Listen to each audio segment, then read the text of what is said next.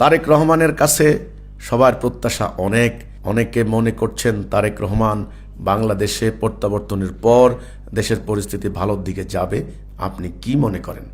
হ্যাঁ, প্রত্যাশা তো থাকবেই, প্রত্যাশা অন্য জিনিস।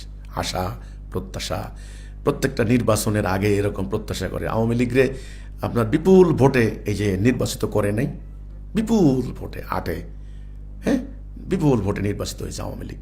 ওই নির্বাচন তো বলে পার্টিসিপেটরি ইলেকশন, সবাই, যদিও বিএনপি বলেছে সূক্ষ্ম কারচুপি হয়ে আছে।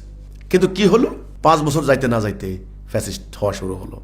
সিস্টেমটাই এমন, এই সিস্টেমটাকে পাল্টাতে হবে। আমি তারেক রহমানের ব্যাপারে বলেছি, তারেক রহমান ওনাকেও বলেছি যে আপনাকেও কিন্তু এই সিদ্ধান্ত নিতে হবে। আমাদের এই রাষ্ট্রের জনগণের মনস্তত্ত্ব, মানসিকতা, সাইকোলজি, তারা আসলে বেসিক্যালি পাশ্চাত্য জীবন ব্যবস্থা চায় না, তারা আল্লাহর দেওয়া জীবন ব্যবস্থা চায়। ওকে, কিন্তু আজ পর্যন্ত তাদের সামনে আল্লাহর দেওয়া সেই আধুনিক জীবন ব্যবস্থা, যেটা গ্রহণযোগ্য রাষ্ট্রে, সমানভাবে রাষ্ট্রে এবং ব্যক্তি জীবনে, এতখানি উদারনৈতিক উপায় কেউ তুলে ধরতে পারে নাই। আল্লাহ রহম হিজবুত তৌহিদ সেটা তুলে ধরছে।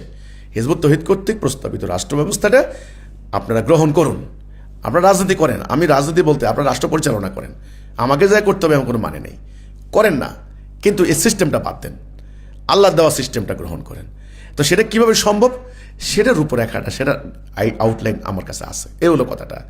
এখন তারেক রহমানের প্রতি একই কথা আমার, কারণ উনি তো পাশ্চাত্যদের দেখেছেন তারা কতখানি, তারা মুখে এক কথা ভিতরে আরেক কথা, এবং তারেক রহমান নিজেও জানেন যে আশেপাশের শক্তিগুলির প্রভাব কতখানি প্রবল আমাদের এখানে।